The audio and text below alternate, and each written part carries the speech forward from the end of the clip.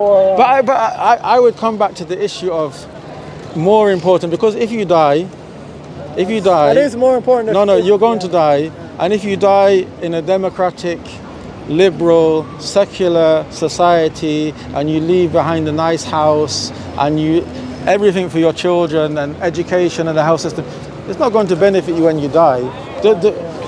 I mean, we had a long conversation, but the issue is there a God or isn't there a God? Why don't you believe there's a God? Because I've grown up in a very Western, very prosperous place where I think I view religion more through its like sociological lens. Yeah. Sociological lens, where I see religion as sort of a way for people to understand and make peace with things. No, I didn't ask about religion. I'm talking about. Sorry, I'm talking about. We exist. The universe exists. Do you believe that this universe came from a creator? Then you are talking about religion. No, religion is separate. Religion follows on from that. But I'm talking about the foundation. Do you believe that we came into existence by pure random mutation, and this is how we got here? Or do you believe that partially, yes. Humans evolved randomly mutated. Let me finish. Or do you believe that there should be some kind of organizer, some kind of power, some kind of intent to our existence? That is whether there needs to be an intent to our existence is a very philosophical question, which I don't really know if we can ever find the answer to. How the universe was specifically created, I don't know. And I don't know if okay. Do you think based on what you know, I mean you're young, but based on what you know, I would lay down a simple rule. Something doesn't exist and then it comes into existence. Everything we know from human experience, it needs something with knowledge, ability and intent to bring that thing into existence. Like your jumper, your shoes, the camera, everything. You can give me these examples. So if that's the default position, what about the universe? There's so many things about the universe we don't understand, right? Yeah. And one way of viewing this is to plant God in all those places we don't understand, but I don't feel the need. This is the thing. They call it the God of the gaps. Right, yeah. But how about science of the gaps? That's not how science works. Science is not implanted. We can't answer this, so we say it must be science. We'll find out in the future. Yes, we'll find out in the future. But can you show me? Can you demonstrate something that didn't exist? No. Because I would say my position that if something exists, something brought it into existence is the default position. How do you know?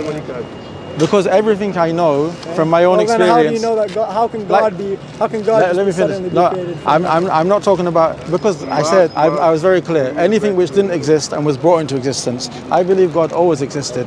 But put that aside. That also doesn't make any sense according to our normal logic. Okay. No problem. It's a necessity. But anyway, I'm talking about everything we know.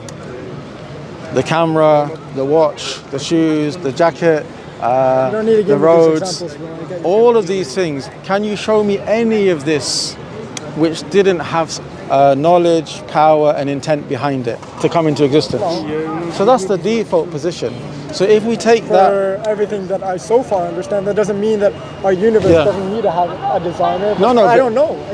But my point is, if that's the default position, for me to continue that and say, well, if it works here, it must work there, I would say that's a natural step.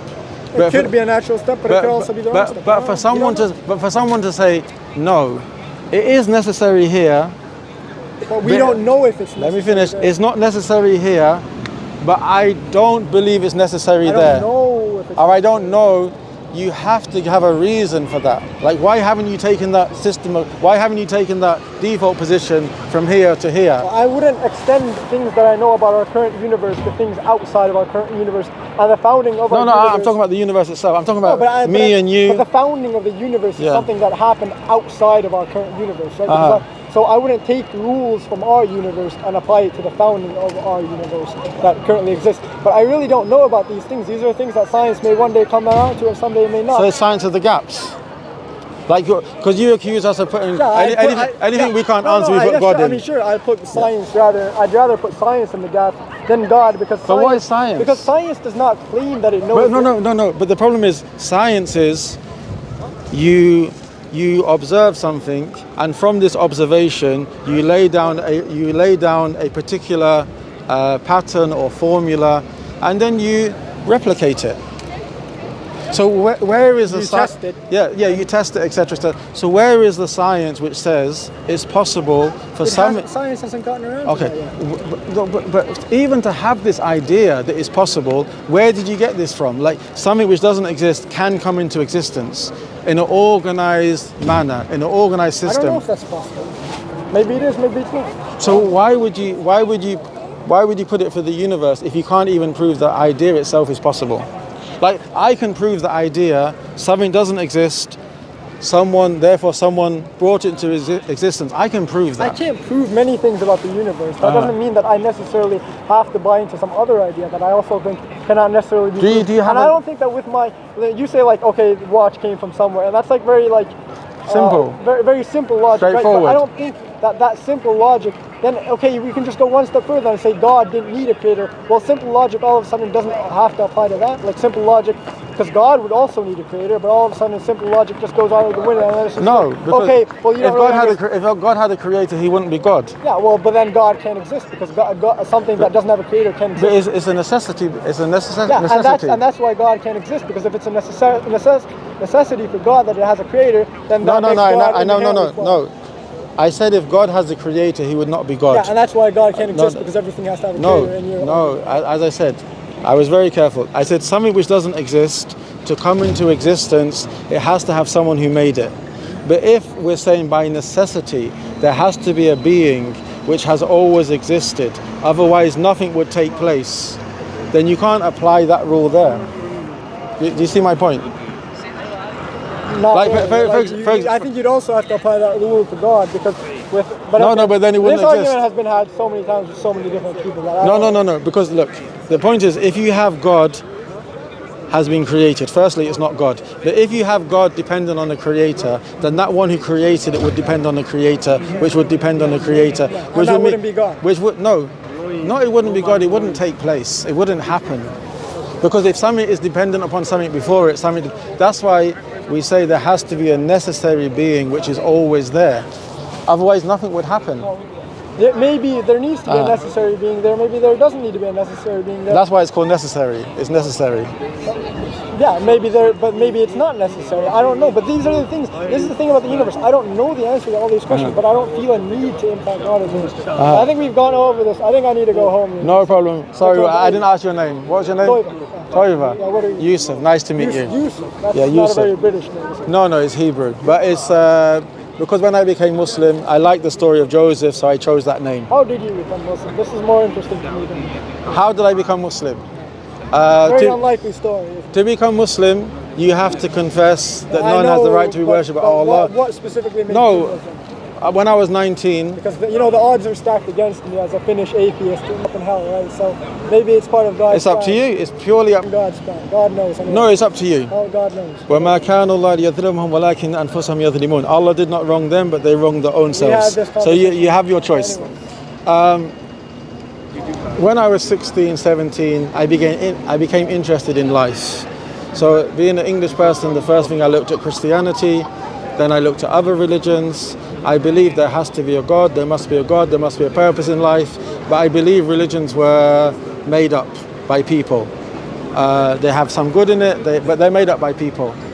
And then I continued like that, but there must be a God, there must be a hereafter.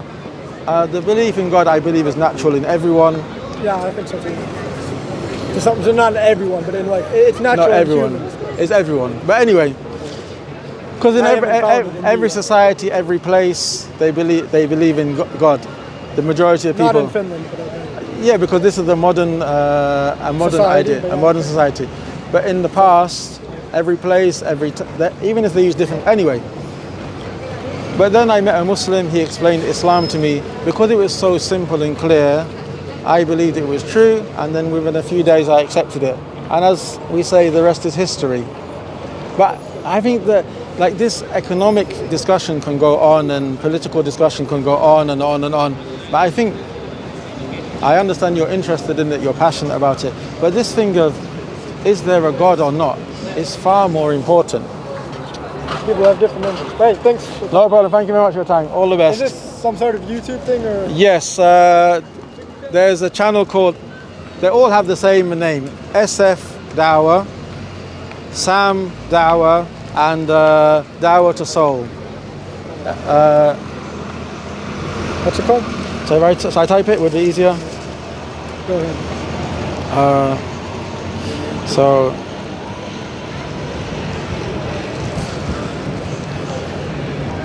But we're not going to pay you because you got no contract. 161,000 subscribers. I'm going to end up on YouTube, aren't I? No problem. Thank you very much for your time. Thank you. Welcome. Nice to meet you. See you next time, inshallah.